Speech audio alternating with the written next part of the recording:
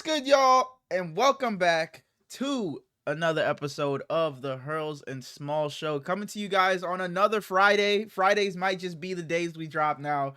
Who knows? You know, we say it's sporadic. It could be different every week, but it seems like Friday's our day. So we'll see. But yeah, last episode we did our breakdown, our outlook of the AFC North. This week we're doing the NFC North. But before we get into, any football talk, I don't even want to do the fucking waffle no more, man. I'm tired of WWE, man. The Worldwide Wrestling Federation has been fucking awful, man. That shit been so fucking boring. I have not finished an entire episode in maybe 2.5 weeks, bro. It's been fucking bad. It's been bad. But before we get into any of that, be sure to go down, like, comment, and sub if you guys are new. Show some love over here. I'm not going to say anywhere else because Small's going to get mad at me. But before we get into the show, man, I got to see how my favorite guy in the world is doing, man. How you doing, Brady? I'm gonna be honest, it's a little bit weird. We just got right into it. Usually we sit here and gap for like 10 minutes, but he did tell me 10:30 and it's almost midnight, so listen, I'll put my hand up. I told Smallz that, like, I don't know what time it was, 10-some. My stomach was doing fucking gymnastics, man. My stomach was going absolutely ballistic. I even sent you a picture of me sitting on the toilet on my fucking face. Man, I couldn't hold myself back, man. I couldn't hold it in for the show because I know if I tried to just, we'll record and do it afterwards, I was gonna have to leave in the middle of the show. So I'd rather just get it out before and, be able to sit through an entire show. other than that though, I'm doing good. As you can see, the TV box is still back there. Hasn't been hooked up at all. So. Hasn't moved. I got one up. That's all I can ask for right now. Where's one that step one at a time. in your bedroom, I'm assuming? They're gonna go next to each other. Are they gonna be like connected to where it's like, you know what I mean? Nah, they're gonna be two separate. Okay. So I can watch 2 games at once, So you're gonna be locked in this football season, is what you're saying? I was already locked in. Some may say. My collar all fucked up. But it's good to hear you're good though. How's like what's like the biggest adjustment, I guess, to like living on your own? Obviously, like, you're by yourself now, so there's like no one you can just readily talk to. But like, what's other than that? Like, what's the biggest adjustment you would say? I mean, the extra 10-minute drive there and back to work, it kind of sucks, especially because I go right by my mom's house. So it's like, damn, I could have just still been here. Other than that, nothing too bad, really. I still don't have a mower yet, and I've been here for almost 2 weeks. So a what? Lawnmower. Oh. I thought you said. But I'm gonna be honest. At first, and I was like, "How the fuck are you on this? How are we doing this podcast right now?" No, that was first day. That was for first sure, day. for sure. I pulled in after work today, and like there was like cut grass in the yard. So I don't know if that was before I moved in or if someone did it for me, like, because it still looks long, but it like so I don't know, but I don't know. I live next to 2 old guys who like want to be helpful, but I'm not gonna pay them to cut my yard. So I'm gonna just don't do it. Just let it get long, But it's been cool. Or not pay them, just pay somebody that it's their actual job to do it. If you don't want to do it. But my biggest complaint is that, like, it's not like a super big issue or anything, but every day there's like 2 ants just walking around the floor. And I don't know where they're getting in or how they're getting in or why it's not more. Like, are you you're like a super like clean freak? No, but okay. I don't really want ants walking around. For sure. Understandable. And they're not like the little fuckers either. Like, they're big ants. Oh, I know what you mean.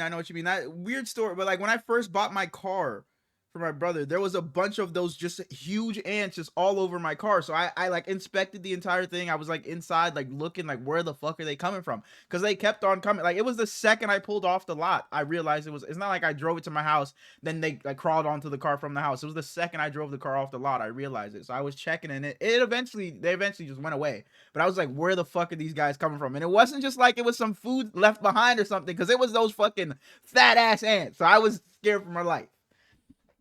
Scared of my life. How you been though? Second week at the new job?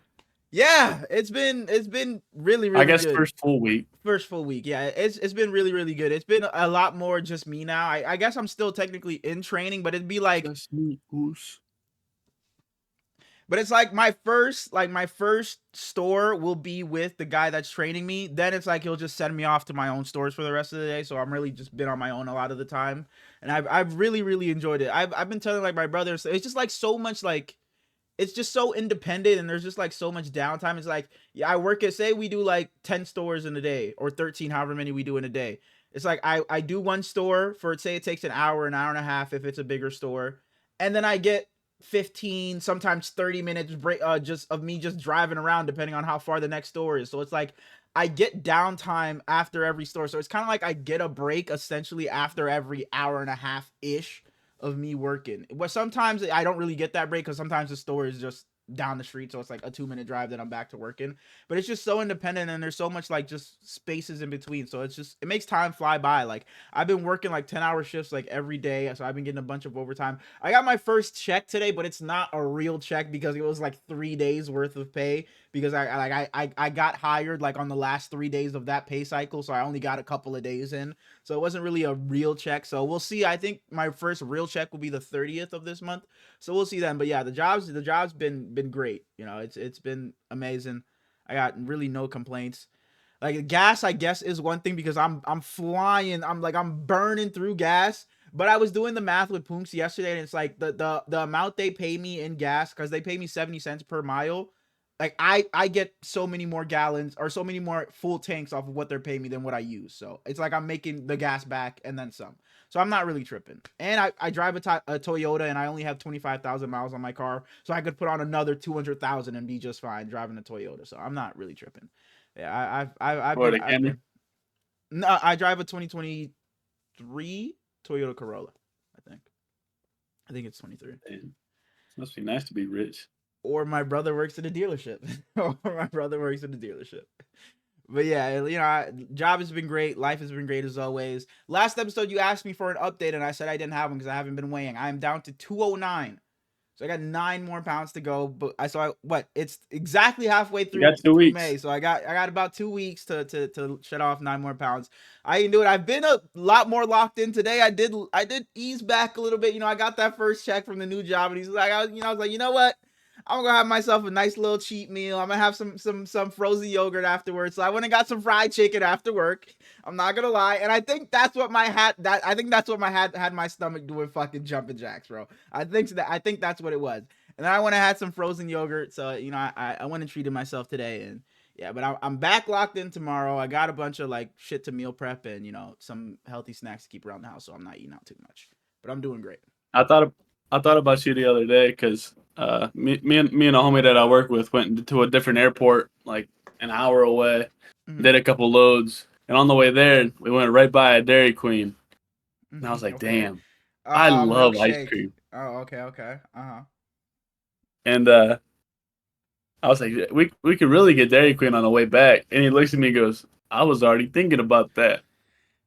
So the entire time we were loading, I was like, "Hey, since today's Tuesday and we are alive, we might as well reward ourselves on the way home." No, exactly.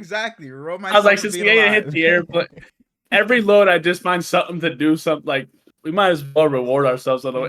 Mhm. He finally goes, "If you tell me we're gonna reward ourselves one more time, I'm gonna fucking hit you." So I'm assuming But we we ended went up to getting DQ. it. Yep. Go We ahead. went to DQ on the way Mhm. back, and we were standing there waiting, and he walks over to the ice cream cakes, and that's what made me Ah! think of you because of Pokes. Did he end up getting one? Please tell me he No, did. Ah, he no. should have. I might go get one. I haven't thought about those in a while. I might go get one just cause. Why not? Why not? I felt guilty as hell though because we were supposed to be going home, but we stopped to get ice cream. So it was on company time, and Hmm. we used the company cards to get the ice cream. So it's like we kind of double shafted It them. is what But it is. It nah, is what it is. Yeah, I have been eating a lot more recently, eating out a lot more recently. It's because at work, it's like I'm on the road. It's like when I was working at Winn Dixie or a different job, it's like if I take my break, it's like I'm just gonna sit in the fucking break room. But it's like with this job, I'm on the road as I'm taking my break. So it's like, fuck. I'm driving past a million different restaurants. I may as well just go ahead and grab some real quick.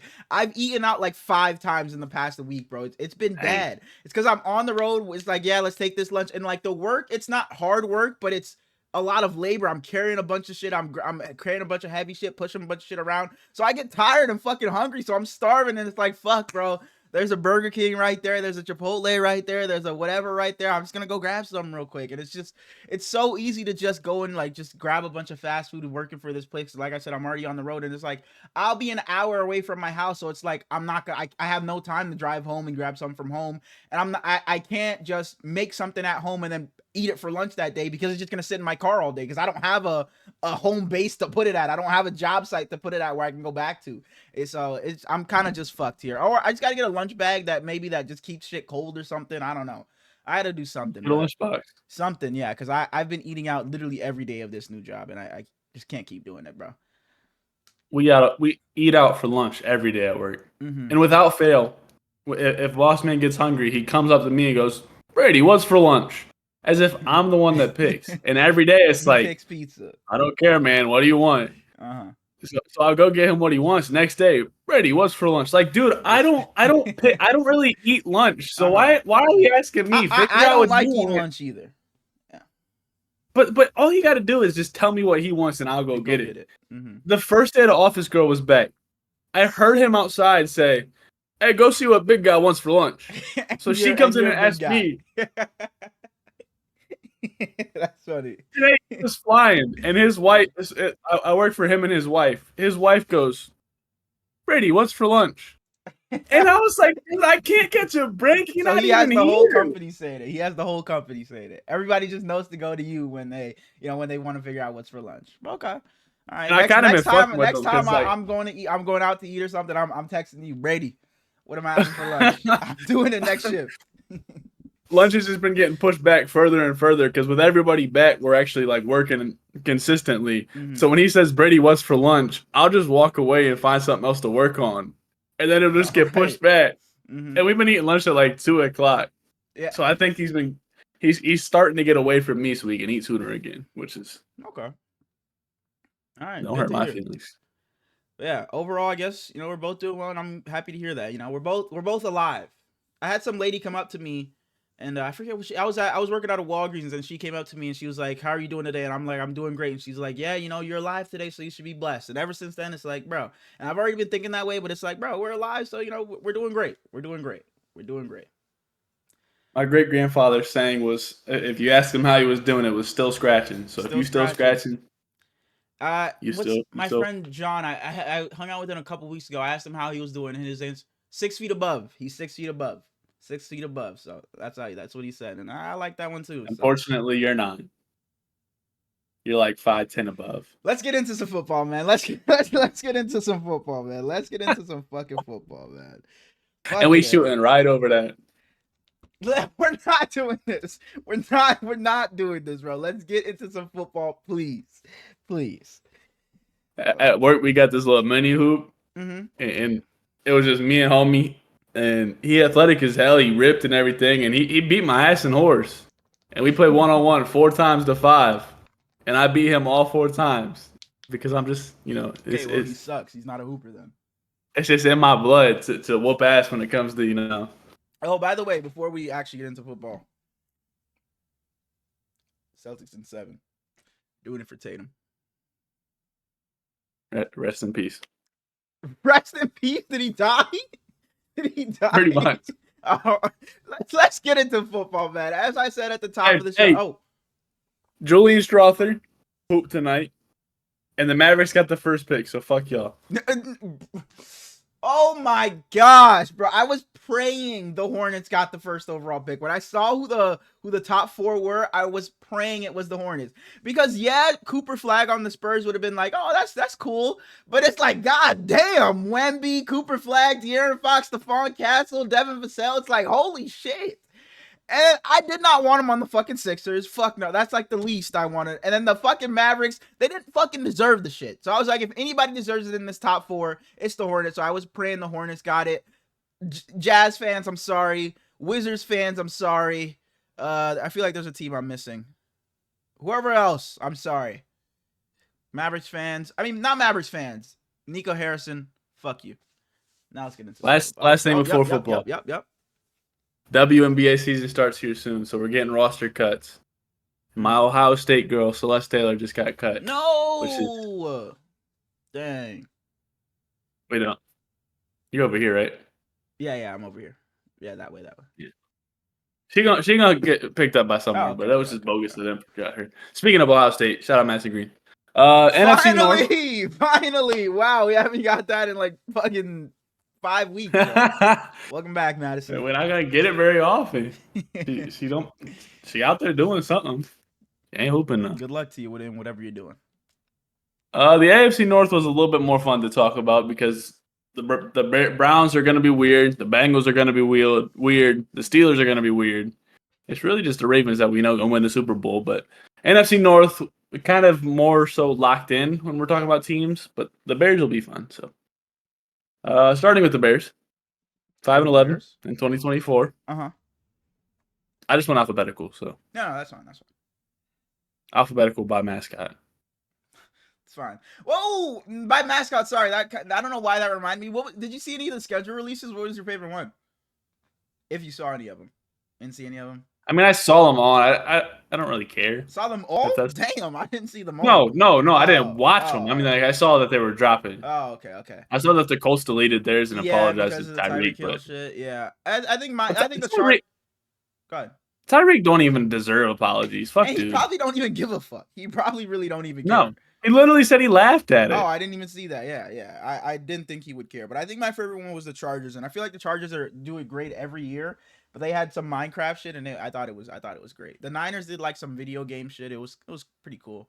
I'm waiting on these fucking new jerseys that the NFC West and I think the AFC East are dropping this year. I'm waiting on those jerseys to drop, and we just haven't dropped them. You see the Niners schedule? Y'all schedule is fucking cake. I told you that. That's why I said we're winning the division. We have a fourth place schedule because we finished last in the division. That's why I said the Niners are bouncing back this year because we have an awful we play awful teams. We have literally the easiest schedule in the league. Literally the easiest schedule in the league. Imagine needing an easy schedule to be good. Who said we needed that? It's just what we got because we were fourth place. And we're just going to take advantage of it. What the football gods gave us, and we're going to take advantage of it. We're going to go 17-0, win our 2 playoff games, then head to the Super Bowl. And y'all might go 15-2. It's going to suck when y'all get smacked up by Sam Darnold twice a year. That's just not going to happen. But I was looking at our primetime games, and it's like, damn, bro. Like, we still got 5. It's like the NFL believes in us, but it's like, these games don't even scream primetime. My brother was sending me them. It's like, we have a primetime game with the Falcons. We have a primetime game with the Panthers, with the Colts. I think the Rams. It's like, bro, these are not prime. We don't play anybody good, so they didn't know who to fucking give us the primetime games with. It's like and they were all like week 18, 13, 15. They're all getting flexed out. They're all getting flexed. We won't be. I think Panthers are top 5 in my favorite team list. Because it's like Ravens, Vikings for sure. Mm-hmm. I'm big Pats fan. Okay. Cardinals, Panthers, maybe. Cardinals for sure. You're a Baker Mayfield guy, so are the Bucks in there? You're a huge Baker guy. I love Baker, but not the Bucks. Okay. I don't really rock with their running backs. So. Bengals? You a Bengals guy? I'm a Joe Burrow guy. Okay. All right. Football. Panthers might be number 1. Like not other than my favorite teams. Okay, other than Ravens, Vikings. Oh yeah, for sure. Just because Bryce Young's better than Brock Purdy. But Derrick Henry, shout out to you for getting your contract extension. Excuse me. Did we mention Derek Carr last week? I don't know if it happened last week. No, it didn't happen. By last episode. So we should mention that. Derek Carr, man, shout out to you, bro. I love you, Derek Carr. I rode for you so hard when you were a Raider and you were in your little peak. Those like 3 seasons where he was always a fake dark horse MVP guy. He was on his way to stardom. You know, for sure. He wasn't really in the conversations, but he was a dark horse MVP guy. And then he snapped his leg like right before the season ended. And man. And he was on the field crying. I remember him crying and people making fun of him and like, oh, football player showing emotion on the field. He's crying. It's like, what the fuck do you want him to do? He just snapped his leg in half. And he was just never he was still good after, but he was never the same Derek Carr that should have been top 10 in the league one day. I love Derek Carr, man. I rode for him so hard. So good luck in retirement. Wish you nothing but the best. Come on the show, Derek Carr. And they said that Tyler Shuck and Jake Hayner are both getting chances at the starting job with Spencer Rattler. Good luck. That is a good luck, New nasty Orleans. room. Good luck, New Orleans. And the Saints fans on Twitter were fucking rejoicing. They were saying prayers, thanking God, hallelujah. They were having the time of their life, bro. They were loving it. They were loving it. I was over here sad that he was. Olave's finally safe. No, literally, they were so happy. They were so fucking happy. All right. And Olave to Arizona or to the Jets. No, not San Francisco. Y'all just would ruin him. Chicago Bears. Chicago Bears. Chicago Bears. First year with Ben Johnson. Uh-huh. First year with pretty much a whole new staff. Mm-hmm. Pretty sure that JT Barrett's on the staff. No, really? Pretty sure. Shout out JT Barrett. Ohio State legend. I was wondering if you knew who I was actually talking about. For sure, Ohio State legend. Second year of the generational prospect in Caleb Williams with an actual head coach now and not Lobozo. Mm-hmm. I don't like DeAndre Swift, but they didn't. Literally had it written down, less DeAndre Swift. I love Roschon Johnson. Yeah. Love Roschon Johnson. And Kyle Monangai looks really good for, I think he was a 7th-round pick or a late 6th-round pick, one of the two. But hopefully they don't use Swift a ton. Mm-hmm. Yeah, that was the first thing I had written down was less DeAndre Swift. All right, but I wanted to ask you a question. What would be, like, what's the line where it's disappointment? There's a line. What's the disappointment and, like, your, like, I guess what's the opposite? Overachievement for the Chicago Bears. Like, what's a good season versus a bad season? Because I had written down I would love to see at least 9 wins from the Bears, if not 10. But I didn't put 10 because 10 may be a little tough to ask for, especially how good the NFC North was last season. So I said at least above 500. Give me 9 wins because they look like they were well on their way to that in the first like third of the season when they were like 4-2. But then they didn't win a game for the next like 10 weeks and finish with 5-6 wins. So I would love to see them win at least 9 games this upcoming season. I think anything less is a disappointment for the Bears. I was going to say a losing season is a disappointment. And then an overachievement, second in the division. Is that crazy? Lions are going to be first again. I don't think it's crazy. I don't think second. If you told me today the Bears finished second in the division, I wouldn't say that's crazy. But I think it'd be the Lions that were above them. I think they pass up the Vikings and Packers. I don't think there's any chance they catch the Lions. I wouldn't be surprised at all if they beat the Packers in the division this year. No, I wouldn't be either. I wouldn't be either. It'd only be the Lions that would shock me. Only the Lions would shock me. I think the Bears finish second or third in the division. I think they do. I think we'll talk about the team, and it's not because I think they're just so bad. We'll obviously get there, but I just think they just lost so much. I just think they lost so much in an already good division. I think they just take a step back. We'll get there, though. We'll get there. I think you bumped your head with that one. Okay. You got DJ Moore, Romo Dunze. You draft Luther Burden. You already got Cole Kmet. You draft Colston Loveland. Just giving a guy like Ben Johnson so many tools to play with. As I already said, I wish they had a little bit of a better running back, but revamp their old line. It's going to be fun in the offseason and in free agency. They showed how you rebuild an offensive line in the offseason because they went. It was like a 2-day stretch too, where they went from one of the worst lines in all of football, and then they just boom. You got 4 brand new guys that are going to start pretty much immediately. Mm-hmm. It was just a masterclass in rebuilding, really. If you watch numbers on the board, which most of our audience does, for sure. P and I think it's Mike always talk about how the Bears defense is supposed to dominate for them to win games, and how it's always been that way, but I don't really think it's going to be that way for a while now. I think that Ben Johnson is going to build through that offense and win games through that offense, especially with Caleb Williams. And I'm not saying the defense is going to be a slouch at all, but it's still good. The offense, I just expect really, really big things out of. What are you expecting from Caleb this year? Improvement. I mean, just simple as that. Okay. I think that he could. I think if he's bottom 12 in the league, if he's not top 20 consensus, then I would be disappointed.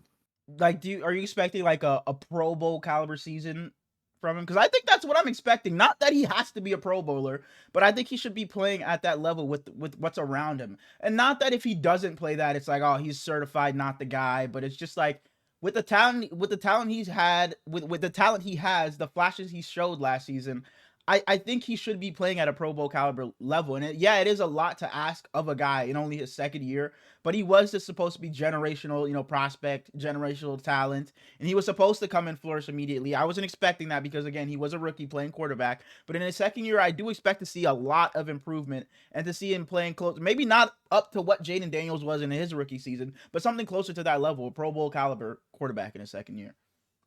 I do think he'll be closer to Jaden than he was this year. I think that the line's going to help him a lot. Having a competent coach is going to help him a lot. And then it's not like their weapons are so different, but just like a bit of a change. I think Keenan Allen, as much as I hate to say it, is a little bit washed. And then Luther Burden is one of the best receivers in this entire class. So hopefully he can do something for Caleb. All right. Chicago Bears. Record for the season, prediction. You have to say it right now.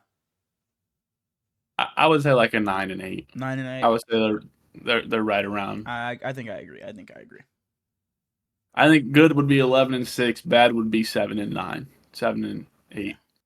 7-9. 10. 7-10. Oh, 7-10. No, you're right. 7-10. Holy shit. Yeah, it is 17 games. 7-10. Yeesh. Detroit Lions. About to go to 18 games soon.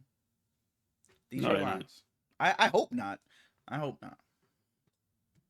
Saquon Barkley had 3,000 rushing yards. No, literally. Brock Purdy would throw for fucking 5K. Detroit Lions. Speaking of Saquon Barkley, I saw a clip of Marshawn Lynch the other day, and it made me think of like AP and LaDainian Tomlinson. Running like dominant running backs. I hate to use the word, but they had so much aura when we were growing up. Bro, and I hate that. I hate that aura has become this word. It's like you just, and I say it too. It's like, I hate to say this, but it's like, it sounds like I'm glazing. But I hate that aura has become that type of word now where it's like you have to apologize for saying it now. But continue. Sorry to cut you off. I saw a Twitter post and it was like they were trying to say aura, and it was just four letters about something. I know she's going to say. One word. One word. Yeah, I saw it. But like the best backs in football now, I guess Derrick Henry might be like the top of aura, but Saquon don't got none. Jonathan Taylor don't got none. Bijan, maybe. Aura. I don't know. Aura. We just talked about him. DeAndre Swift kind of looked badass in the backfield with his blacked out visor and. It's Alvin Kamara. It's Alvin Kamara, not close. I think I think it's Alvin Kamara. But yeah, can he be? This is a good one. What? Can it be Alvin Kamara when he played for the 3-14 Saints? You're right. No. Yes, it can be. That don't got shit to do with him. He needs to get up out of there. But my most aura. He's the contract. Right. You wouldn't if they were giving you the bag. You wouldn't. I mean, right. But running back with the most aura in the league, give me Alvin Kamara. I'd probably sign a contract with the Memphis Showboats if that's what I had to do. Absolutely. How are our Brahmas doing? Couldn't tell you. All right. They went through like 3 coaches in the 1 year. Detroit Lions. Jared Goff stinks. Okay, that's not what I had written down about Jared Goff, but I didn't have he stinks, but I did have something written down about Jared Goff. I said, can Jared Goff be the guy to beat great teams in the playoffs? Is he going to be the guy to beat the Eagles in the playoffs? The Commanders, we saw the Commanders whoop some ass in the playoffs. If the Niners get back to who the Niners are, can Jared Goff beat the Niners in the playoffs? If the Rams can be who the Rams can be, can he beat them in the playoffs? If the Packers can be what they can be, can Jared Goff beat them in the playoffs? I just don't know if Jared Goff is the guy to put you over the hump. Say Packers? Ew. If the Packers can, be, Ew. Sorry, okay, not the Packers. But you can win the Super Bowl with Jared Goff, but I just don't know if he may hold you back. He needs to do more than a game manage. He may hold you back from getting there, I think, because Jared Goff, he puts up a lot of numbers, but it may, and I don't want to say it's empty stats because I hate that shit, but it may just be Like when it comes down to crunch time, I feel like there's too many games where it's like Jared Goff will look good for 7 game stretches, and then there's just that one game where we've seen it's like 5 interceptions or some shit, 3 interceptions, and he just looks fucking awful, pitiful. And it's just like, Jared Goff, what the fuck just happened? What happened to the guy we saw for the last 7 weeks? I just don't know if he's the guy that can get you over the hump. But I think this team has such a talented roster that it may not show its face until, like it did last year in the playoffs. You may get through the entire season thinking, yo, yeah, they can win it with Jared Goff. But at the end of the day, I don't know if Jared Goff, when it comes down to it, games on the line, I just don't know if he's the guy that's going to get you over the hump. You know what I mean? Jared Goff, he got to do more than game manage at some point, because he can do that, and he's shown that, and the defense can win them games just by themselves. But come playoff time, he's gonna have to show up and show out at some point. Yeah, and first thing I had written down, but you brought up Jared Goff, so I went to that. Just pray your entire defense doesn't get hurt again, and maybe you're Super Bowl champions. Like literally everybody on that defense, even some people on offense, just fucking we're out for the season. Everybody was just out for the season. David Montgomery was supposed to be out for the season, but he ended up You think they were back. playing for New Orleans? Like everybody, like literally their entire defensive line, people in the secondary, linebackers, everybody was hurt. It was insane, and for them to still be that good, make it to as far as they did, shouts out to them. But who knows? Maybe if they're healthy, they're playing in the Super Bowl and winning the Super Bowl. So that's literally the first thing I had written down. Just hope your guys stay healthy. And bouncing off. Sorry. Go ahead. Let me say I was joking. Jared Goff doesn't stink. That was just the first thing that came to my mind. That was complete. No, cool. I figured. And playing off the injuries, like I said, is Hutch going to come back and be the same guy he was? Because we saw in those first however many weeks it was, he was leading the league. He was leading the league in sacks like 3 weeks after he got injured. He was playing out of his fucking mind, looking like you said, the best edge rusher in the league, and then breaks his leg. So I just don't. You might not even have to say edge rusher, just defensive player. Dead. He was he was gonna run away with defensive player of the year, run away with it. So it's like, is he going to come back and be at that same level he was playing at prior to that injury? I hope he does, but it was just such a nasty injury. I just saw a clip of him like doing training and shit like that and just running around doing some drills. And I seen people in the comments saying like, oh, he lost a step and shit like that. Like, bitch, it's the fucking off season. Like he's not 100% back yet. Like, what do you want from him? But yeah, I just hope he can get back to the player he was prior to it, because I don't know if they can be the team they want to be if he's not at 100% or 90% of the player he was. DJ Reed, absolute steal for them. Man, bro, like, who let that happen? Who let that happen? Former Niner. I hate it. Sorry. You still got Sonic and Knuckles. Uh-huh. One of the hardest nicknames in the world. I mean, in the league, even though I know you don't like it. Yeah, I was gonna say I'm not a huge fan. The Lions are one of the few teams in the league where like I don't like their draft, but I can't be critical on it because it doesn't matter. Like they drafted for depth at positions where they needed depth, but it's not like they're gonna. I don't know if they drafted a single star, but they drafted Tyleik Williams first round, Buckeye, and I think he can fill a big role for them. But it's just weird. The Lions' biggest question mark to me is their new coordinators. Can their coordinators? Next thing I had written down. Yep. Do any of what Ben Johnson and Aaron Glenn did? If so, then they're going to be all right. If we have to see Campbell, let me think. First name Dan Campbell. If we have to see Dan Campbell actually coach more than what we have the last couple of years, can he do it? Yeah. Or is he gonna? Can Dan Campbell show he's a bit more of an X's and O's guy than just a player's coach? Is what I had written down. You lose probably the top coordinators at each of the respective positions. So Dan Campbell, it's a big season for you to step up and show, hey, maybe I have to insert myself a bit more. Maybe I have to take over play calling duties. Maybe I have to just do other things, because now you're bringing in 2 completely new coordinators. This defense and offense is going to be running completely, it's going to look completely different. You're not going to see those insane trick plays, Jared Goff tripping over his own feet and, throwing it back and shit like that. You're not going to see things like that. So I just want to see what Dan Campbell was able to cook up and what he has in stores, and if he steps up and just, takes over different roles now that his 2 top coordinators are gone. Shout out to the Lions. Probably going to win the division again. Yeah, I expect still another 13-win season from them. Man, Detroit just rocking. The Lions are dominant. The Pistons are back. You draft Paige Beckers. Aren't the Tigers like terrible though? Couldn't tell you. Yeah. All right. I've watched one baseball game all season, Wow. and it was the Let me Yankees not say opening anything. day. I think I watched 3 baseball games, and it's only the baseball games I went to this season. I'm going to another one June 1st when we play the Giants, I think.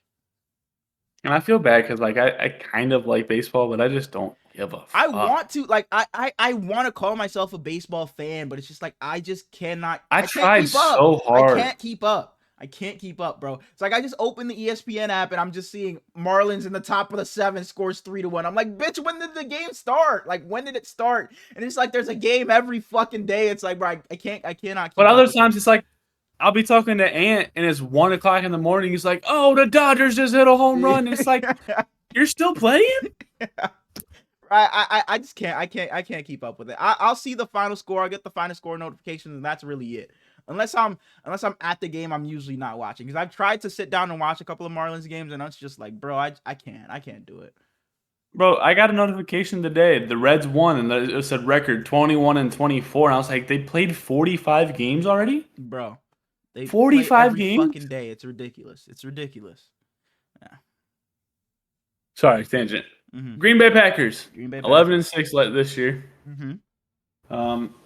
The Packers are my predictions to lose this division, and I don't know if it's just out of somewhat of hatred because they already have Jaden Reed, you already have Romeo Dobbs, Ontavian Wicks, you already have Bo Melton, you signed McCall Hardman, and then you draft Matthew Golden in the first round for your first receiver of our lifetime. I think it was 2002. They said, right? So it depends on when the draft was. So 2002. So then no, not of my lifetime. Then I was alive. Damn, he old. Shut Damn, the fuck up. Shut the fuck up. We got a dude at work. It was 26, so he's 3 years older than me, and we act like he's the oldest fucking dude in the world. Like, when did this happen? Like that's the exactly. That's not even old. Like when did 23 just become old all of a sudden? Just it's ridiculous.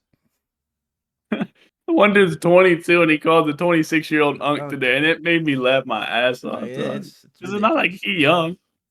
But you draft Matthew Golden, which Matthew Golden's a dog, so I can't criticize you too much for that. But then in the 4th round, you take Savion Williams, one of my favorite prospects in the whole draft, and he's just going to get stashed. And hopefully they can use him in some fun concepts and everything, but I just don't understand their draft. I despise that they took him. If Jordan Love's going to have to Jordan Love's going to have a phenomenal season. I always want to say Jordan Young and Bryce Love. Holy shit. I don't know why I always get their last names mixed up. But Jordan Love going to have to get away from them turnovers. He didn't lose them a lot of games, but the momentum that he loses when he throws just a horrific pick. Like his picks are going to happen, but he would throw a bunch of interceptions and his game wouldn't look bad because he'd lead the comeback, but they would just fall short because he ended up throwing 2 or 3 interceptions. But then he put together a great second half or a great 4th quarter. So it's like, oh, he only lost by 3 points, had 300 yards, 3 touchdowns, but also 2 or 3 interceptions. But yeah, that's literally the first thing I had written down. Can Jordan Love give us a full season of good football turnover free? Not that he's not going to turn the ball over, but not 3 interception games or 2 interception games or fumbling the game away, just shit like that. Because these past couple of seasons, not this last season, but the season before when they played us in the playoffs, when they beat the Cowboys in the divisionals or wild card, sorry, I'm all over the place.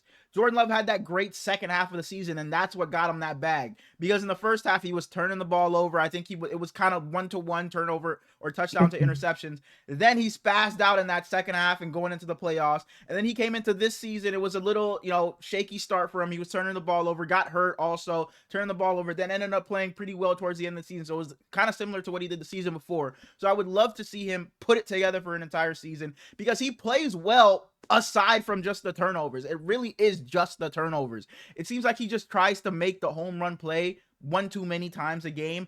And it's not like he's not a guy that's going to throw the interception in the red zone or throw an interception to where the other team's taking it back. It's always on a deep shot down the field, 50-50 ball, and the other team is just picking it off. So I guess in hindsight, it is just a punt, but I would love to see him maybe cut back on those and just have a sustained drive. Exactly. Yeah. And the offense it was a lot of leaning on Josh Jacobs early on. I would love to see them be able to lean on Josh Jacobs. for sure. I would love to be able to see them lean on Jordan Love a lot more And that starts with him not turning the ball over as much. Do they keep Homie as their backup?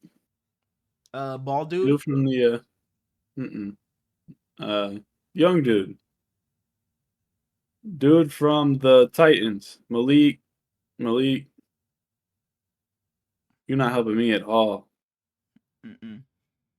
Go ahead and talk about the Packers. I'm gonna look it up. The Packers. What else did I have written down for the Packers? Malik Willis. Oh, bro, I thought you were talking about a backup running back. Bro, Malik Willis. I was like, what fucking... That's why I said ball dude. I was thinking about A.J. Dillon. You think about A.J. Dillon? Yes. That's why I said ball dude. Because I was like, bro, what backup running back is named Malik? But did Malik Willis is still over there? He looked decent at times with the Packers. Matt LaFleur did his little thing with him. But like you talked about earlier with the receivers, it just seems like the Packers are still doing this thing where it's like our group of receivers are just gonna combine to be a number one receiver. So we're gonna have 3 guys combined to be our number one. It's like I hope Matthew Golden can grow to be your number one receiver, but it's just like I wanted you to go out and make that move. I would have even liked them to go be the ones to trade for George Pickens if you didn't draft Matthew Golden. Just something just to give yourself a solidified guy. Because like I said, Golden can be your guy, but that's a guy you have to develop. I want them to just go get a stamped and certified top 10 guy, top 15, top 20 guy. Because it's just, not that it's a ragtag or mid group of guys, but it's all just number 2s and number 3s that have to combine to be a number 1. So I would just love to see Jordan Love have his go-to guy. And last thing I had for the Packers, what's going on with Jair Alexander? Is he going to be there? That was one of my things. Yeah. I hate that they didn't address it. What's going on with Jair Alexander? He's going to be there. I hope so, because he's a damn good player, but I just don't know. He took a pretty big step back last year. I think he's still one of the better corners in the league, but for sure, definitely so. Am I bogus for liking the ragtag group of receivers? Like, you don't see that. Like, they're all way above average. It's just exactly none of them are. I don't hate you for liking it, but I think it's just gone on for a bit too long to where I cannot like it anymore. Because the first year of this is like, oh, who's this Romeo Doubs guy? Jaden Reed, Christian Watson was supposed to be the guy, and it's like, it's like, where are all these guys coming from? Who are these little hidden gems that they have? But then it's like, all right, let's get this going. Let's find our guy, Luke Musgrave, Kraft. It's like, come on, let our Croft start. Let's find our guy. Like, please, somebody, break through and be our number 1 guy. I can't love it like I did 3 years ago when it's been going on for this long. I need them to find their guy. Just get the ball to Josh Jacobs and get out the way. Hey, it worked. It worked up until the playoffs. I think they're gonna need their guy. Go and trade for who's the guy that's gonna be on the market this season? Go and trade for Chris Olave. Go and trade Tyreek, for Tyreek if the Dolphins want to trade him. Brandon Ayuk. Absolutely not. Absolutely not. He's not getting moved, and not to the fucking Packers, if anything. But yeah, what's it mean? That's all I got for the Packers. Jordan Love, I'm expecting an MVP caliber season because you are my guy, Jordan Love. I'm expecting an MVP caliber season from you, man. Best division in football, by the way. No, not anymore. I think it's the AFC West. Nah. I think it's the AFC. The NFC East. The NFC East. So you're taking the Raiders or the Packers? Okay, we can't go 1 for 1. I think the Raiders are more comparable to the Bears. Okay. I take the Raiders. Raiders or Bears? I take the Raiders. I'm lying. Come on. I take the Bears. I was about to say. I was about to fucking say. But I think the West edges them out just a bit. I think the AFC West edges them out just a tad. No. All right. The 2-15 predicted by Herlin's Pierre, Minnesota Vikings. It's almost a year later, dog. Like the fact that we're still, whatever. The 14-3 Minnesota Vikings, fully back JJ McCarthy. They lose Daniel Jones, they lose Sam Darnold, they lose what's his name? Other dude that he never really played, but they lost another quarterback. They bring in an old guy. They brought in an old guy that I don't know. They draft Donovan Jackson in the first round after already rebuilding your offensive line through free agency. So all 5 positions should be very good for your rookie quarterback. You trade for Jordan Mason, giving away pretty much a used toaster to be a great backup behind Aaron Jones, who was really good this season. Aaron Jones continues to say he's years away from retirement and he's got a lot left in the tank. Justin Jefferson and Jordan Addison, you can have a debate about them being the best duo in all of football at the receiver position. Ty Felton could come in and be the third guy on your depth chart if you don't like what you're seeing from Jalen Nailor. Yeah. T.J. Hockenson is still amazing. I think he's become underrated at this point. Tight end University. No, for sure. I think he definitely has, especially being injured to start last season and then coming back. I think he definitely is underrated at this point. I talked this defense way up last year. I love what we were seeing from them. You do lose Cam Bynum, which continues to break my heart. Shout out to the Colts. I hope that they can do something for my boy. But they dominated on the defensive line pickups. You bring in Jonathan Allen, who I still don't understand what happened with him in Washington. You bring in Javon Hargrave. You bring in they brought another guy, but you still have Jonathan Grenard and you still have Andrew Van Ginkel on your outsides with the 2 big fuckers in the middle. You still got Ivan Pace. Preseason. Who the fuck is this Van Ginkel guy? This goofy ass name or whatever. And then as the season went on, he just became one of your favorite guys. He's so good. It made no sense. He had like the Zach Bond kind of turnaround season. Like they both did it in the same year. Just because they went to competent organizations instead of the fucking Saints and the Dolphins. Wow. My question, Saints had Zach Bond playing special teams only. Like, are we serious? Pro Bowl level middle linebacker. My question I had for the Vikings. Damn, clear that throat. Are they gonna go from my dumb ass? I said they brought in another quarterback, but I couldn't remember who it was. Oh, they traded for dude. They traded for Sam Howell. Yeah. So is he really your guy then? Is he really your guy? Yes. Don't ask that question. Don't disrespect me. No, if he was my guy, I would know. Better than Brock Purdy. My question for the Minnesota Vikings: are they gonna be the team to go from almost first in the conference, let alone first in the division, to last? I think the Minnesota Vikings may get passed up by the Packers. Holy shit, bro! You doing Bears. this again? I'm not. $100. What the fuck, bro? No, I'm not betting $100. I didn't say they are. I'm just asking a question. Are the Vikings? Well, that's a goof ass question because Kevin O'Connell is the top 3 coach in all of the American football. Damn good coach for sure. But I think they may just get passed up. If we see that year 2 leak from Caleb Williams, I wouldn't be surprised if the Bears passed them up. And the Packers were right there already, and the Lions were already ahead of them. I would bet my left testicle that the Packers don't finish above the Vikings. You have a lot of faith in the Vikings, and there's a high chance you will be walking around with only the fucking right testicle if you're gonna put your left one on the line. But are we gonna see a repeat performance from that Vikings defense and Brian Flores and that scheme he likes to run is another thing I had written down. Are we gonna see that all-out blitz, that all-out pressure work again, or a team's gonna adjust to that? No, it's coming. I mean, for sure they knew it was coming last season, but now you have an entire offseason's worth of watching the Vikings.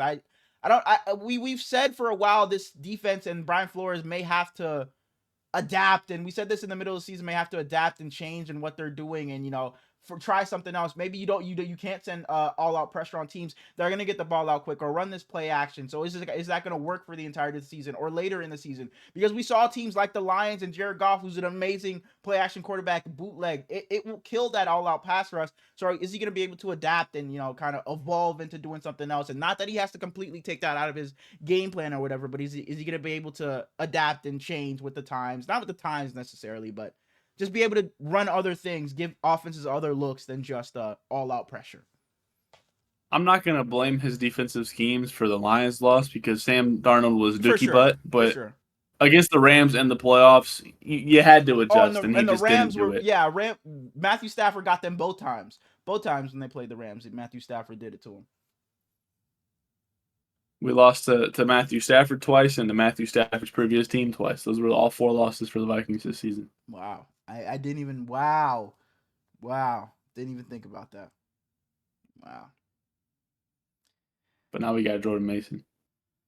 Shout out Jordan Mason, man. He'll find his way on my fantasy team this year because knock on wood, I'm not praying, not hoping for any injury, but just know if Aaron Jones does go down, Jordan Mason is gonna boom over there. He's rushing for 1K this season.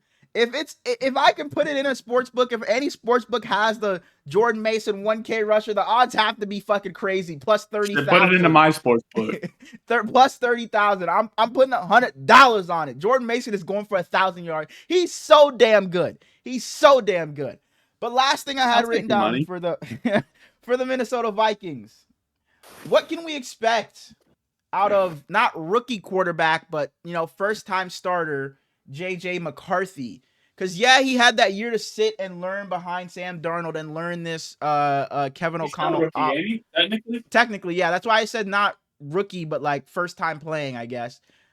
He had that year to sit behind and learn from Sam Darnold and learn from Kevin O'Connell and learn the offense. But what can we expect from him? Can we expect him to come in and have the Vikings immediately competing like they were last season? I don't know. That's also another reason why I kind of have them taking a step back. I guess it's not so much taking a step back, but other teams just surpassing them because they're bringing in a new quarterback. And not only is it a new quarterback, it's going to be this quarterback's first time playing a snap in the NFL. So I just can't say they're going to be that same level team when I haven't seen this quarterback play at the highest level yet. So I need to see maybe a couple of weeks worth of what JJ McCarthy gives you before I can say the Vikings are going to be that surefire top 2 team in the NFC North. I just can't say that at least the Packers won't be above them when it's an unknown at quarterback for me right now. See, I think that JJ is going to be good. And what they have built for him to be great in this first season. He's coming into an amazing situation. Amazing situation. You're just lucky that he went to Michigan, so I'm not going to glaze the shit out of him. Okay. But I think he's going to be okay. Kevin going to find a way for him to be okay. I just don't know if that being okay or whatever, how good he is going to be good enough for them to compete right away in that division with how tough it is. I just don't know. With the growing pains he may have to go through, I just don't know if they're going to be able to get through the Lions with his growing pains and such and such. We win in the NFC. We going all the way through the playoffs. We going to the Super Bowl. And then getting that ass smacked by that other team. That's the Super Bowl you picked in the playoffs last year, and they both got smacked. Man, the Ravens got to fucking do it this year, bro. I was talking to my brother about it the other day. They got to fucking do it, man. That picture, it made me sad, though, because it's Lamar and Odell. Yeah, I was going to say. I could barely see it. And I miss Odell, man. I miss Odell. I guess I miss prime Odell, but not the Odell we got the past couple of years. He was cool. I miss Michael Thomas. Like, I'm cool on that. I'm cool on the world lucky I don't build NFL teams. Yeah, no, for sure. Because you'd have a team with fucking a quarterback room of Sam Darnold, Sam Howell, and Drew Lock walking around. your receiver room is fucking OBJ, Michael Thomas, and other dude Paris Campbell. That's your receiver room. It'd be fucking awful. Your team would be dog shit. My team would be great. For sure. And then the rest would just be fucking Ohio State guys. So I guess they'd be all right. Is that all we got for the Vikings? Yeah. All right. I guess that's all we got for football. Ivan Pace, ball out. What division are we doing next episode? I know you had it like written down. Like listed out or something. I think the Heat's division. Oh, okay. The AFC East. AFC East. Okay. That could be fun. All right. So yeah, next episode we will be, overlooking, and I guess overlooking, not the word, previewing the AFC East. So the Bills, Dolphins, Jets, and Patriots. Bills, Dolphins, Jets. Damn. What? Who am I gonna hate on in that division? That's crazy. That's Just crazy. not It's even a the hate though, but Bills. like It's got to be the Bills because what you hate Josh Allen because who he's married to. no, because I love Josh The Allen. Chargers had a funny thing that I talked about that Minecraft. The Chargers had a funny little like Easter egg in there. They had Josh Allen walking out of the movie theater in Minecraft, and he was all sad. It just said like cinema, like so you knew he was walking out of movie theater, and he just had his head down walking out because he had just finished watching his fucking girl get fucking, you know, her. You see And the one Michael B. about Jordan. Anthony Richardson subbing out Oh or yes, running out of yes, gas? that was another good one. Yes, the Chargers did a great job. They always do. They always do. And they had that QR So code for the Raiders, and it was just a bunch of you got to just fucking click through, and it just was just an L. What else did they have in there? Shit, they had since the the Chiefs and Chargers the had refs. such a good schedule release, I guess I'll root for them to be the worst in the division. Because like the Patriots, they got my fair player in football. And then the Jets got Justin Fields, so it's like, so the Bills are who you're rooting for to be the worst of the division. No, I just said the Chargers. Chargers aren't in that division. Because the Bills got division. Josh. Why the fuck are we talking about the Chargers? Because of Josh Allen. Because I brought up him walking out of the fucking movie theater. It's the Dolphins. Oh, the Dolphins. I don't give a fuck about the Dolphins. Dolphins, if you got a lefty quarterback, yeah, y'all can finish laughing. All right. Well, I guess we're moving on to. Usually I'm excited about this portion of the show, but we're moving on to the waffle. We're moving on to the waffle. At least we got Backlash to talk about, which was pretty decent. But if you're not a fan of wrestling, we appreciate y'all for watching. That's all we got for football this week. Hopefully the AFC East gives us a little bit more. If you are a fan of wrestling, cool, rock out with us. Backlash fucking stunk. Monday Night Raw was okay. Backlash they all retained. Good. I was hoping for a title change, but Backlash was damn good. It was damn good. I didn't watch SmackDown. I can't tell you. Like I said, I have not finished an entire episode of any WWE program in the past like 2.5 weeks. I think it's 3 SmackDowns and 2 Raws I have not finished. It just hasn't been. So you ain't finished Backlash. Okay, besides Backlash. Wrestling just hasn't been fucking good right now. It just has not been good. Like SmackDown is too fucking long, by the way. It needs to be 2 hours. 3 hours I just cannot sit through of SmackDown. Like even when I'm watching afterwards and I can skip through it, just be like, oh my fucking god, get me off of this shit. And it's no surprise that this is the case when our QB1 is gone. Cody, we need you. They need you. The people need you. Please come back. We need you, Cody. You know, I knew how much I was going to miss you, but clearly the rest of the world didn't. They didn't appreciate you. I appreciate you. You can come back and be a fucking heel and say, fuck the people. I don't care. We need you back. I need somebody that I know is going to be in the main event scene every week, and I know he's going to be there every week looking fly as hell in a suit. I need my woes back. I need them. So, Cody, please. I know Atlanta! Like, come on, man. I know what do you want to talk about? I know you're on the beach right now with Brandy with your feet kicked up, getting a tan, but please, man, we need you. Man, Brandy, We need you. Cody, please. But before you come back, come on the show. All right. Let's get in the Backlash. Yeah, for sure. We start off with the Fatal 4-Way for the United States Championship between Jacob Fatu, weak-ass little bum-ass Damian Priest, Drew McIntyre, and LA Knight. And as I said last episode, if Drew McIntyre is on a card, I will probably pick Drew McIntyre to win. But what a surprise, Drew McIntyre once again does not win. It definitely wasn't surprising. Best part of this, okay, watch your mouth first off. Best part about this match was when Damian had him up in like the stands, and he goes, "You still bored at work?" and just smacks the shit out of him again. Bro, I like I said, I've been loving, like, at first when they started their feud, I was, but they've done such a good job at making me care about, and it was always 2 guys that I love, but I'm so happy that they're still continuing this little feud that they have going on. And I'm assuming that we're gonna get another match out of them after what we saw in this Fatal 4-Way. Shit was weak. It was not weak. Drew. Let's go yeet for that championship. No, for sure. Drew just doesn't look right going for the U.S. title. I saw him holding it up on SmackDown. It just didn't look right. It just doesn't look right. Drew McIntyre should just be doing other things, and that's a product of John Cena being a part-time champion, and we about to have him go against fucking R-Truth on fucking Saturday night's main event. That's a fucking... I don't care about him being... R-Truth being John Cena, or John Cena being R-Truth's fucking role model, and R-Truth wants to be him when he grows up. R-Truth, you're 55. You're 55, buddy. Give it up. Give it up. The fact that that's going to be a championship match, when we have people like Drew McIntyre that should be contending for that fucking title, even if he's not going to fucking win it, giving us a storyline. I'd much rather have Cody Rhodes still champion and him fucking facing Drew McIntyre. Fuck you, Cena, and it's always going to be fuck you. Fuck number 17. But yeah, Drew McIntyre just doesn't look right in that US title picture. And LA Knight has to get out of there too. LA Knight has to be... I think LA Knight should be on Raw going after the world title as well. WWE Championship might be a little too much, but I think LA Knight would fit. Especially if he were to go heel, I think he's the perfect guy to go against like a Jey Uso or something like that. I think it works. He is a heel. I hate that they're trying to make him baby. I think the crowd just loves him way too much. They pop every fucking time he comes out. But I think he should... His character is a heel.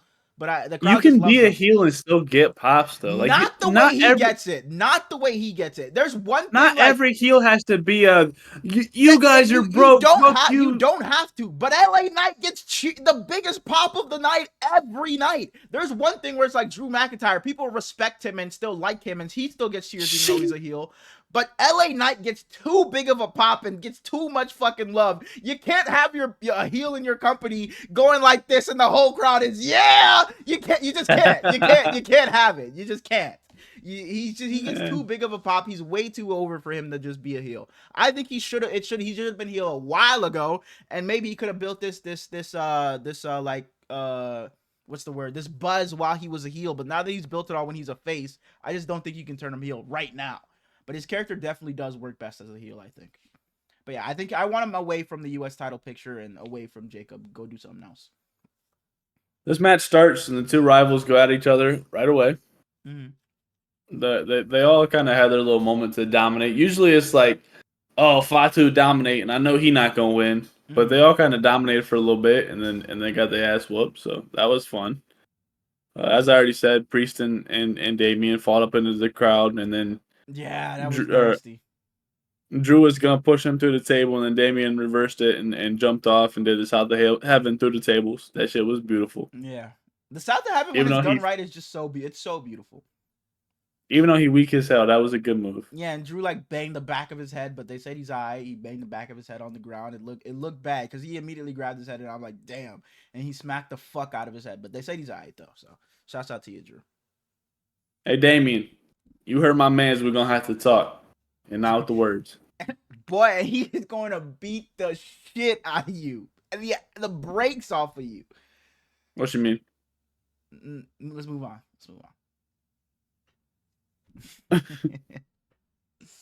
It looked like LA Knight was about to put Fatu through the announce table. And we get Solo interrupting, per usual. And Solo looked fly as hell.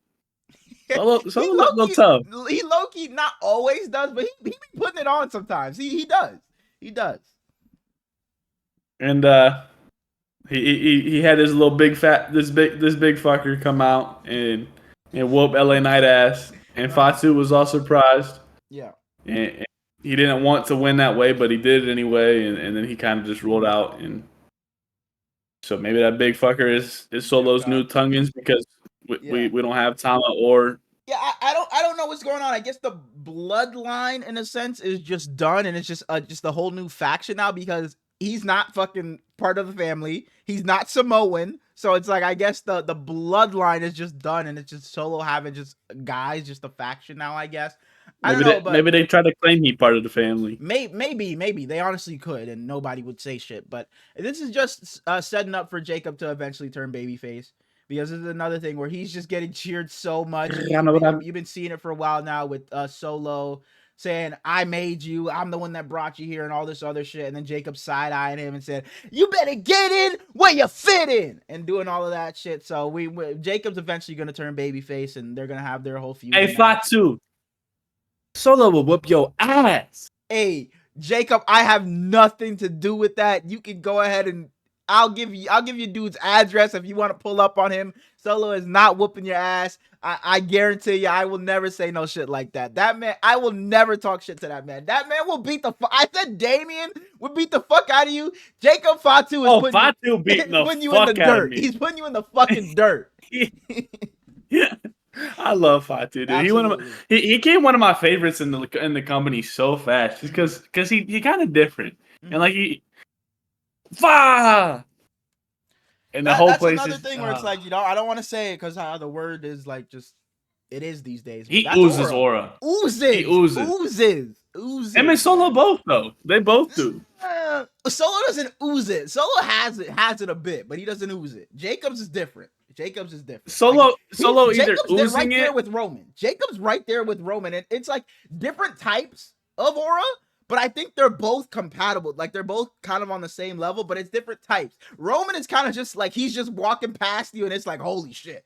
Jacob is kind of like, it's like, bro, this dude will fucking kill you. He'll fucking eat you, bro. It's different.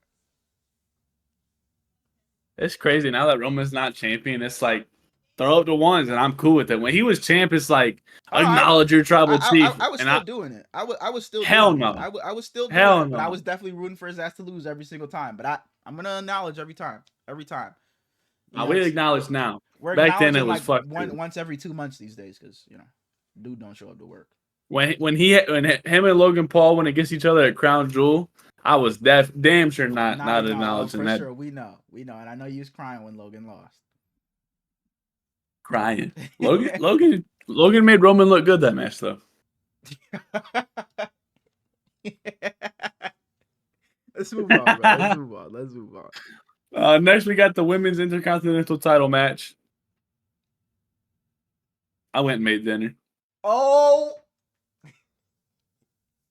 you missed the best match of the night. Like, nah, I still watched though. Okay. I still watched. This was the best match of the night. Becky got the first takedown and was basically telling Lyra to get up, and then was just kept taunting her. Lyra got her down in a submission. They went back and forth. Lyra was telling her, "You didn't make me a bunch of bullshit." And Becky, huh? No, I was just agreeing. Like I was just saying. Becky spent the beginning of the match pretty much in complete control, just because she is the man. She got frustrated that her finishers weren't getting her the win. Lyra kicked out of a lot of shit. She kicked out everything. Of a lot literally of shit. Everything. Like everything. Literally everything. She might as well be Samoan. At one point, Becky said "fuck it," and she just wanted to beat the shit out of Lyra and was didn't care about the title no more. And Michael Cole was like, "Hey, you can't do that." When she grabbed the chair, the ref noticed it and threw it out. So Becky took the turnbuckle off, and when the ref was putting that back on, Lyra, of course, she got the win, but wasn't getting counted, so she didn't get the win. There was going back and forth with pins.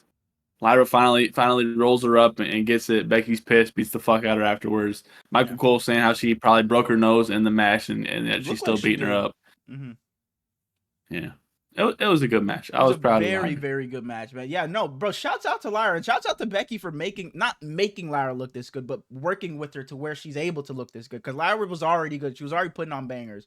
But them two just work so well together. And this is how you do it, by the way, Charlotte, when you're trying to make a younger person look better. This is how you do it, Charlotte, just in case you didn't know. So take some fucking notes.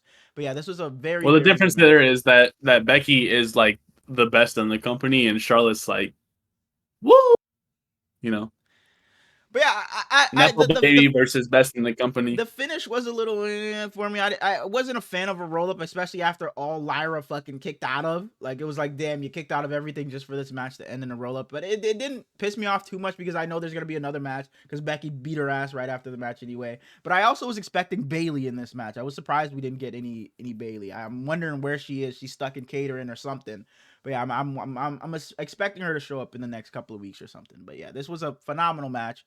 Great match, but yeah, Lyra kicked out of everything. Becky looked great. They both look great, but yeah, wondering where Bayley is.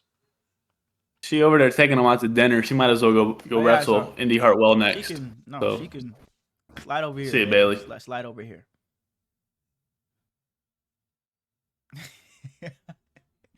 And while you at it, bring your homegirl, Naomi. Nah. Big Jim. Both y'all can come Big over Jim here. don't even really. Both y'all can come over here. You don't even like black women.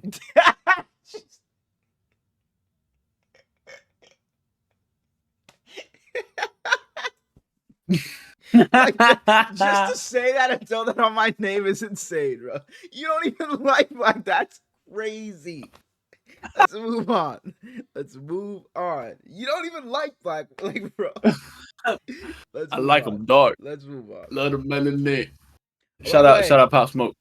Thank you to Crown Royal for sponsoring this podcast. In case you guys didn't know, Crown Royal, it's a great drink. In case you guys ever want to sip, I think it's like 39% or something like that. In case you guys ever want to casually sip, Crown Royal is the drink to have. One of my favorites, one of Smallz' favorites. That's Crown Apple, in case you were wondering. Use code Hurls and Smallz at checkout to get 20% off your order. And thank you, Crown Royal, for sponsoring this video. All right, next match. The Men's Intercontinental Championship. Dominic Mysterio versus Penta. This was definitely the best match of the night. Oh my god! We get the rest of the Judgment Day coming out with Dom. Typical fucking Judgment Day match. But they didn't go all the way out with him. They went back into the back, no, and it was like, oh, maybe we do see later anyway. Maybe we do see Dom by himself. And this was Dom's best match in a long ass time. He was phenomenal. He was great. The suicide dive into the Hurricane Rana, same shit. His ass best Mysterio of all time.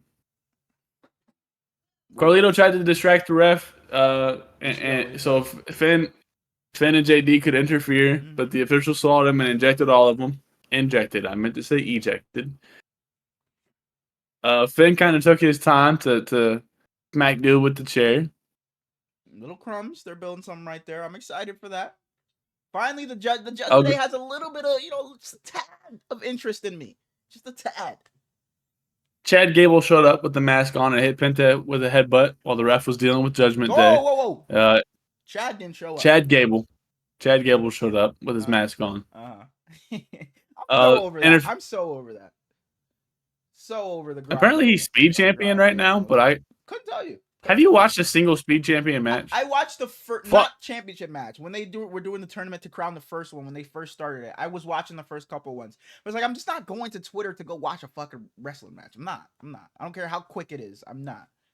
And they don't even show the belt on TV, so it's like, that shit don't mean nothing to me. So no, I never go over and watch. Their interference allowed Dom to hit a frog splash for the pin and the win. So Penta got fucked. Yeah, so this was just a match just to build something between Penta and El Grande Americano, just to continue that story. It was a fine match. Dom looked really good, but it was the same old Judgment Day match. You know they were coming out to interfere. You knew they were coming out to interfere. It just it wasn't a pay-per-view or PLE quality match to me. It was just it would have been a great Monday Night Raw match, but Backlash, I don't know, it could have missed me. Pat McAfee whooped the fuck out of Gunther. Gunther was screwing with Pat to start the match, just continuously choking him and then pushing him down and wanting more. Anytime Pat got some steam, Gunther would just kind of push him away and then chop the shit out of him, laughing at him and taunting Michael Cole. When Pat hit the little running kick, which is basically just what he did his entire career, I wish that would have done more damage to Gunther, because the fact that it didn't mean there was no reason for it to go as long as it did. Yeah, I mean, it could have went as long as it did. It shouldn't have been as much of Pat McAfee getting built up the way he did. It could have gone for as long, but it should have just been Gunther just whooping his ass. It was too much Pat McAfee trying to make Pat McAfee to be the one that looks good, or trying to build him up. Because what the fuck are we building him up for? Just him to sit back in commentary the next Monday? Like, what was that for? It was fun. It was like, I was entertained by it. It was fun to watch. But at the end of the day, it's just like, what the fuck was all of that for? I would have preferred Gunther just whoop his ass and then just go on about his day. And the post-match shit where he just is like saluting them and just like respect. It's like, what the fuck was that? What was this whole thing for? Just for Gunther to respect? He just should have just kept on whooping his ass. But it is what it is. It is what it is. It was still a fun match though. I was entertained. Cole was pleading with Gunther like the entire time to just end the match. End it, man. Cole did a great job at making me care about this a bit more. He did a great job. Pat McAfee was refusing to tap out, trying everything he could to get out of it. Yeah, that was some bullshit where he was in the fucking sleeper lock and just started fucking hulking up. Yeah, like, bro, put your fucking arm He just kept doing it, like, dude. Bro, like, please. Looking goofy as hell. He would do it and then get up a little bit and like, what is this doing? He just kept doing it. Yeah, that shit was pissing me off. And then, he finally passed out in the sleeper, and as you said, he saluted him. John Cena beat Randy Orton. Fuck, dude. Hope you guys enjoyed. But no, it was fun though. I enjoyed this because I had very low expectations coming into this match. It's like, oh, John Cena, I don't know if he can go anymore after what we saw at Mania. Randy, I know he can go, but it's just like, I don't know if Cena's gonna be able to, match his energy. But I think they did a pretty damn good job. This was also another match where they were just kicking out a bunch of shit. It was 15 AAs, countering everything, 45 RKOs in this match. Like the fucking random people, Jamie Noble, Nick Aldis, everybody caught one. But yeah, this was fun. A lot of shenanigans in this match, but the end is really what I want to get to. Thoughts on R-Truth being the one to cost winning the match?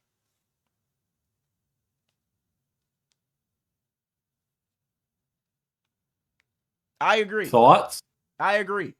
You don't even have to say anything. That pissed me off. And people are loving it, and part of me wants to say I can understand it, but I can't.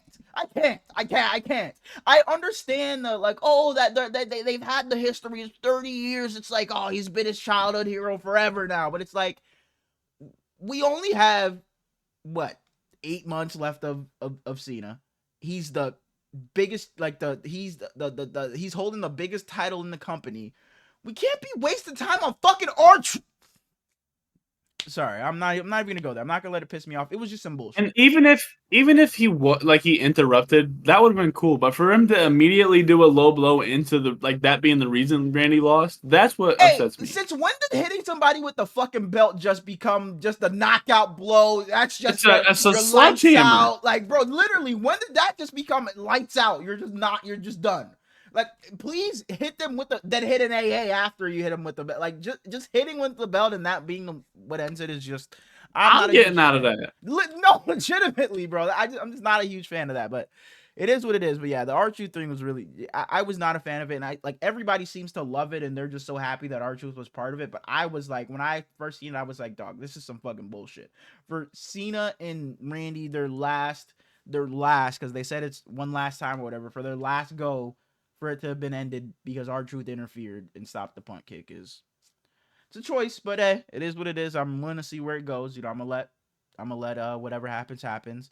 But they're supposed to have a match at Saturday night's main event, I'm assuming. But yeah, and then Cena AAs him through the table at the post show interview or whatever press conference, and I'm just not really interested in that because I know it's just gonna be Cena whooping his ass. I guess it's just supposed to be a storyline to just play with our emotions because we're all just supposed to love R-Truth because he's just a lovable guy and Cena's just gonna kill him. But I just don't really care for this. We only have Cena for another 8 months. Like I said, he put up his dates that one episode, and he's at another 3 dates after that. So he's had 20 dates left or something like that, and we're wasting a couple of those dates on R-Truth. That can just miss me. I just want to see him just feuding with top tier talent. So yeah, I'm just, the greatest of all time was in this match, and this is the ending we got. The greatest of all time, and he loses this way. Yeah.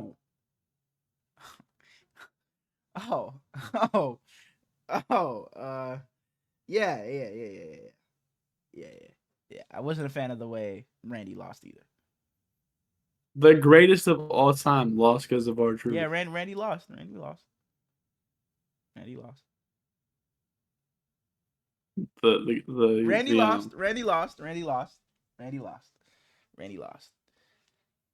Monday Night Raw. Monday Night Raw. The only good thing in the entire show was right at the beginning, and it's because CM Punk was involved. Punk starts the show. He says it'd be easier to list who I'm not mad at. Number one on the list with a big bullet, and everybody's thinking he's about to say Paul Heyman, and he goes, "Is myself." Mm-hmm. He said, "Paul is Paul."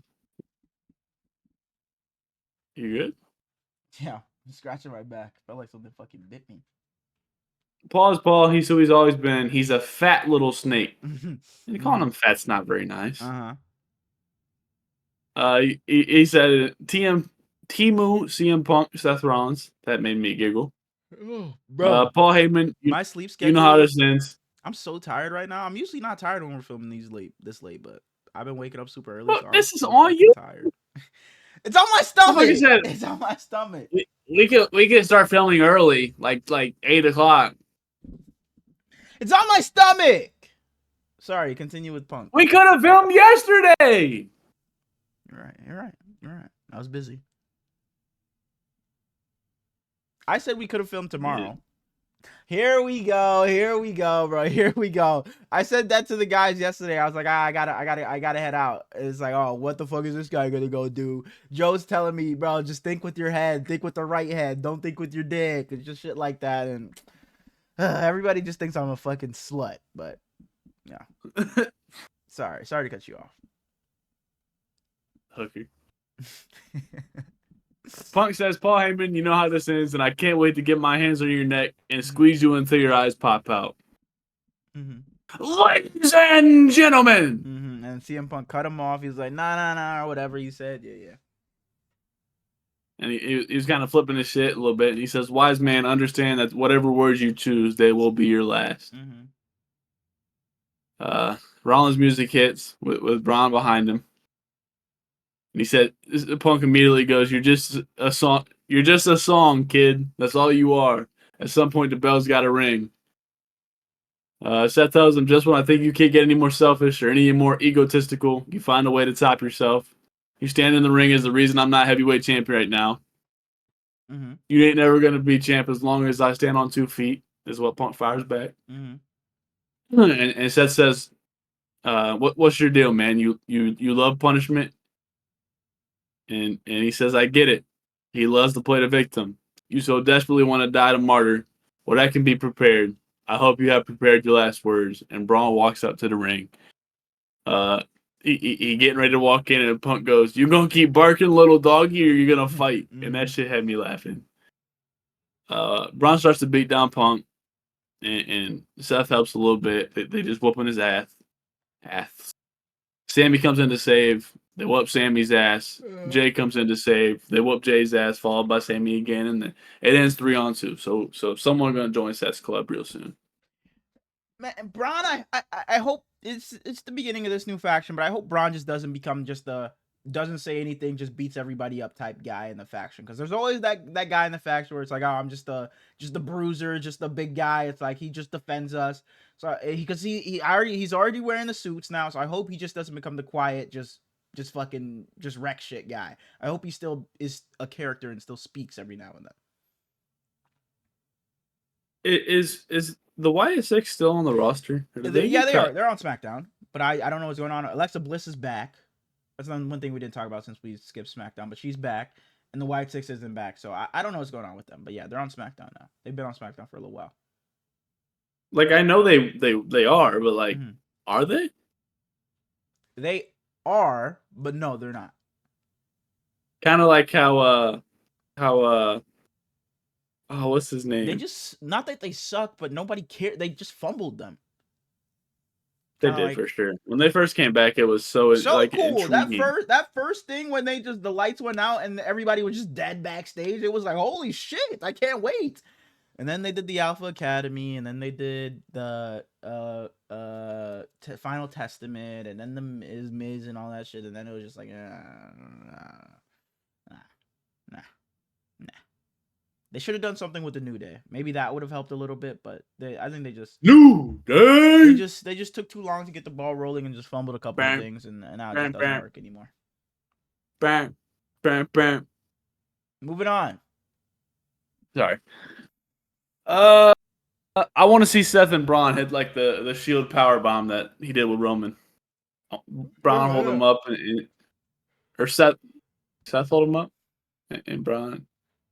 However they fucking did it. Mm-hmm. I just want Roman to like spiral because of it though. Because he always be losing his mind when Seth do some shield Roman, where shit. you at, bro? Where you at, man? Like, please, for the sake of this story, bro, please. Like, no way Hey Roman, they whooped you and CM Punk's ass together, and CM Punk is back, and you're just not. Like, come on, please. hey, real shit, Roman. I don't really give a fuck where you at. But for me, give Cody a call and ask him where he at because man, I miss him. We miss you. We miss you, QB1. We fucking miss you, man. Penta versus Chad Gable. Pat McAfee enters and comes back. Penta hits the Mexican Destroyer, dropping Gable on his head, and it looked cool. Pat McAfee, did you need your own entrance back? Like, did you need to? Right. You could have just been there at the start of the show, bro. We didn't need your own entrance. Like, that could have happened during commercials. Like, but it is what it is. Shit was weak. Anything to say? No. Roxanne and Julia had a little pre-recorded segment that was kind of hard. Roxanne, as we said with Jacob Fatu, oozes aura. Mm-hmm. Roxanne is just tough. So does I didn't know Julia. She wasn't there. Stephanie Vaquer, she also oozes aura. I didn't know Julia was Japanese, so when she started speaking Japanese, it threw me completely off. And Roxanne was there acting like she knew everything that, Bro, that Julia was I'm saying so too. glad. And she was like, "Yep," and she had a line where it was like, "Just like she said." Like, bitch, you had no clue what she said. You had no clue what she said. But then, as soon as Julia spoke English, like she sounded good. So why not just? But I kind of like when they allow them to speak their own languages. Like when Shinsuke does it, when EO does it. Shinsuke is so hard when he I do have it. no clue what they're saying, but it just gets me going. It gets me going. So I don't hate it. In the words of Kai Ronald. Shut up, bitch. I'm not even gonna say the rest of it. Not even gonna say the rest of it before we get fucking canceled. Man, I miss that guy, man. I hope you're doing well because I know you're watching this, and I can guarantee you if I go to Discord right now, it's gonna say he's playing Black Ops 6. So I hope you're winning. But yeah, man, just be around more. Judgment Day backstage again. The Dom acting like he don't get time zones. Mm-hmm. Dom tells Finn he hesitated a little bit with the steel chair and almost cost him the match. Finn tell him you're starting to sound like Damien and Rio when they were champ. Just a bunch of. I'm sick of Judgment Day segments backstage. Shout out Raquel. Punk and Sammy backstage. Shout out Raquel. Fuck no. Hell no. Punk and Sammy backstage. Saturday night's main event versus Braun and Seth. And they're talking like they don't know if they can trust each other. Blah blah blah. Mm-hmm. New Day on commentary for War Raiders versus the Creed brothers. The only interesting part, the only part I cared about. They're the only reason why I cared about that match. No, I still didn't care. Towards the end, Xavier interrupts Eric, which interrupted the ref, allowing Kofi to attack Ivar. The Creed brothers hit the Brutus bar off of Julius for the win. Raw Tag Division just fucking stinks. I don't care at all about watching them. Mm-hmm. And the whole storyline is that the New Day is dodging the War Raiders. War Raiders, yeah. Like, all right. This Raw sucked. We then get Seth Braun and Paul backstage. It's been bad. Like, nothing of substance happened. Like, nothing of substance. Like, nothing moved. It was just Punk. Like, that's it. Nothing. Like, no big. Like, it was just nothing. You could have missed this. This was the most filler episode that you could possibly have. It was just filler. Seth Braun and Paul backstage. Braun's hands are literally bright yellow from his fucking bronzer. Braun was just like steaming with anger. Seth says, they probably feel like they got one up on us tonight. They might even feel like they're winning this battle. They have no idea what I'm capable of. And then Seth says, Braun, I got one more thing I want you to do tonight before you take off. He whispers in his ear and he says, by the way, have fun with it. Finn scene in the background of Jay walking out, talking to Roxanne, so that might lead to something. Jay enters, and yep, as you're doing, for fucking 45 minutes.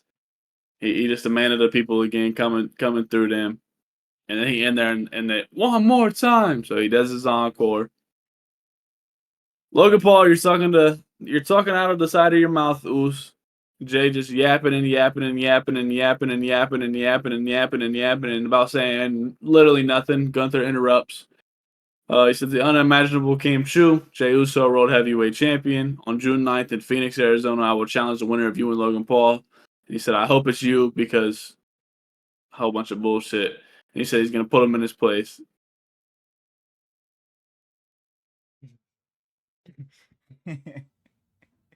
Jay says, put me in my place. This is my place. This is my show. I'm going to handle the YouTuber. And then me and the Ring General going to go at it again. 4 letters, 1 word. For Gunther and Jey Uso to be in this about to cash in on them. For sure. It's like 2 days later. Yeah.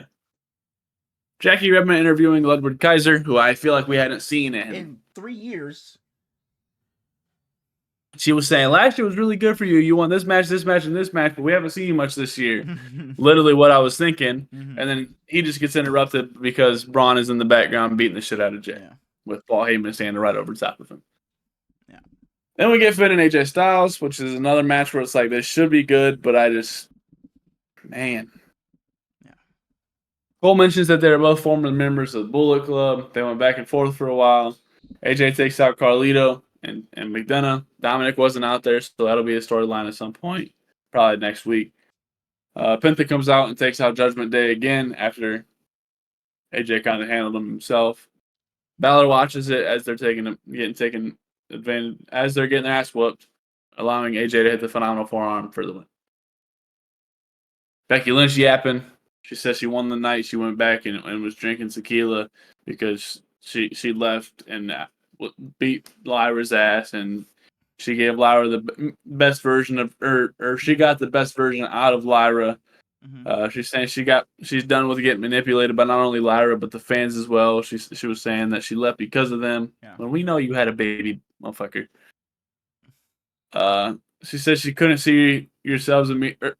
Talking to the fans, she said you couldn't see yourselves in me anymore because all you know is failure. You hate what you can't understand. She said I liked myself better when I was away, and I understand why now. Yeah, she was kind of alluding to like people calling her like Becky Hogan, and she was like, "Fuck it, I'm gonna embrace it. I'm gonna, if y'all think I just don't whatever you say I am, I am. Yeah, I'm just gonna whoop everybody's ass then. Fuck it." She said, "So I'm selfish? Yes, I am. I'm greedy? Yes, I am. Cutthroat? Yes, I am. I rock with it." She kind of just did the John Cena thing. I liked it. I liked it a lot more with Becky because a lot of people, yeah, because Becky better. Becky better than dude. Let's move on. Rusev had a little pre-recorded segment. He said he didn't want to do any of this. All he wants to do is go home and be rich. Do you think people care that you missing your family? Last week, Tozawa stepped out to me and the crowd cheered and all. You let the sheep control the wolves. Remember this, my brothers. It will hurt me to hurt you, but I would rather hurt you with my hands than let you get hurt in the abyss. And the snoring is. And I love Rusev himself. It's because of the Alpha fucking Academy. Like beating them up just means nothing. Just means nothing. And he goes straight to Akira Tozawa backstage saying he wanted a match with Rusev, knowing damn well he's going to get broken in half. It just means nothing, bro. Just. Sheamus interrupts, says he wants Grayson Waller next week. Maybe that'll finally get them that pair broke up. Main event was Julia and Roxanne versus Io and Rhea, and this shit was cool, but we knew they weren't winning. Julia and Roxanne are both badass. Rio gets the final entrance, even though Io is champ. Doesn't make sense. Io and Roxanne start. Roxanne and Julia were great together, as we knew they were going to be, but Io and Rio were a better little tag team than I expected, even though they're both great. Julia back slam from the top rope on Io, straight into a power slam. Rhea jumps in and saves Io from losing. Io kicks Roxanne in the face, getting Roxanne out of picture. Rhea headbutts her into a slam on Julia. She's covering Julia. Io runs around and covers Roxanne so she can't end it. And then Rhea just stands there on top of Julia for like 10 seconds. And then when they're getting their hands raised, Rhea just staring at the belt because Rhea can't be in any feuds that isn't belt related. Yeah. In other words, Raw was mid. WWE's been mid ever since WrestleMania. It's just. And this is our last waffle ever, so football only. Not know about that, but yeah, this. Not much to talk about in this waffle. Thank God we had Backlash because, like I said, just standard WWE TV programming has not been very good. Backlash was weak. I enjoyed it. But I think that's all we got. We appreciate you guys tuning in to another episode. If you guys haven't already, be sure to go down, like, comment, and sub. And we'll see you guys probably next Friday. I guess that's our day now. Stay safe. Oh, yeah. Be a good person. Love you.